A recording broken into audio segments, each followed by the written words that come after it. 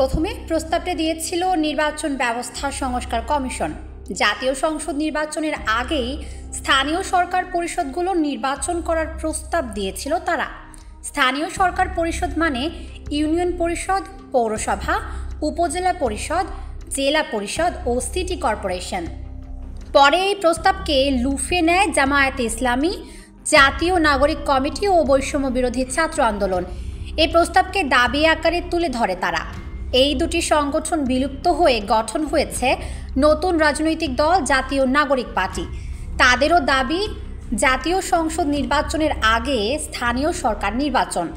তাদের যুক্তি ছিল জাতীয় সংসদ নির্বাচনের মাধ্যমে রাজনৈতিক সরকার ক্ষমতায় এলে সেই রাজনৈতিক সরকারের অধীনে স্থানীয় সরকার নির্বাচন নিরপেক্ষ হবে না। কিন্তু নির্বাচন ব্যবস্থা সংস্কার কমিশনের প্রস্তাব কিংবা জামায়াতে ইসলামী বা জাতীয় নাগরিক পার্টির এই দাবি হালে পানি পায়নি। কারণ দেশের অন্যতম বড় দল বিএনপির বিরোধিতা। শুরুতে এমন প্রস্তাব বা দাবির কঠোর প্রতিবাদ জানিয়েছে দলটি। এ কারণে সবার আগে জামায়াতে ইসলামী জাতীয় নির্বাচনের আগে স্থানীয় সরকার নির্বাচনের দাবি থেকে সরে আসে। এরপর জাতীয় নাগরিক পার্টিও এই দাবির কথা আর জোরে সোরে বলে না। তবে নির্বাচন ছাড়াই স্থানীয় সরকার প্রতিষ্ঠানগুলো দখলের কৌশল নিয়ে ফেলেছে জাতীয় নাগরিক পার্টি। অবশ্য পুরো মেয়াদের জন্য নয়, অন্তত রাজনৈতিক সরকার ক্ষমতায় এসে স্থানীয় সরকার নির্বাচন না দেয়া পর্যন্ত এসব প্রতিষ্ঠানে থাকবে জাতীয় নাগরিক পার্টির সমর্থকরা। স্থানীয় সরকার প্রতিষ্ঠানগুলোর নিয়ন্ত্রণকারী কর্তৃপক্ষ স্থানীয় সরকার, পল্লী উন্নয়ন ও সমবায় মন্ত্রণালয়। বর্তমানে এই মন্ত্রণালয়ের উপদেষ্টার দায়িত্বে আছেন একদা বৈষম্য বিরোধী ছাত্র আন্দোলনের প্রতিনিধি আসিফ মাহমুদ সজীব ভুঁইয়া। ফলে এই মন্ত্রণালয়কে কাজে লাগিয়ে এগুচ্ছে জাতীয় নাগরিক পার্টি। এরই প্রাথমিক কাজ হিসাবে ঈদুল ফিতরকে সামনে রেখে ঢাকা সিটি কর্পোরেশনের প্রতিটি ওয়ার্ডে ছোট ছোট কমিটি করছে তারা। ঈদুল ফিতরে প্রতিটি ওয়ার্ডের অসচ্ছল পরিবারকে অর্থ সহায়তা দেবে সিটি কর্পোরেশন।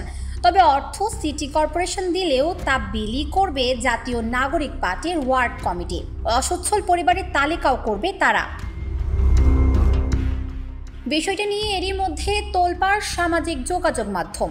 ফেসবুকে জাতীয় নাগরিক পার্টির এই উদ্যোগের কথা জানিয়েছেন বেশ কয়েকজন। তারা এ নিয়ে জাতীয় নাগরিক পার্টির স্থানীয় পর্যায়ের নেতাকর্মীদের নিজেদের মধ্যে মেসেঞ্জারে হওয়া কথোপকথনের স্ক্রিনশটও ফেসবুকে পোস্ট করেছেন। তারা বলছেন, ওয়ার্ডগুলোতে প্রশাসক বসানোর প্রথম ধাপ হিসাবে এই প্রক্রিয়া শুরু হয়েছে। গণ অধিকার পরিষদের সাধারণ সম্পাদক রাশেদ খানও তার ফেসবুক আইডিতে এ কথা লিখেছেন। একই সাথে বলেছেন, এরই মধ্যে ঢাকা উত্তর সিটি কর্পোরেশনে প্রশাসক হিসাবে নিয়োগ পাওয়া ব্যক্তিও জাতীয় নাগরিক কমিটির নেতা। বিএনপির মতো রাজনৈতিক দল যখন জাতীয় সংসদ নির্বাচনের দাবি নিয়ে বক্তৃতা বিবৃতিতে ব্যস্ত, ঠিক তখন অনেকটা চুপিসারে ঢাকা সিটি কর্পোরেশন দখলের কৌশল বাস্তবায়ন করে চলছে জাতীয় নাগরিক পার্টি। এই প্রক্রিয়া সফল হলে পরবর্তী ধাপে পৌরসভায় এই অভিযান চালাতে পারে তারা।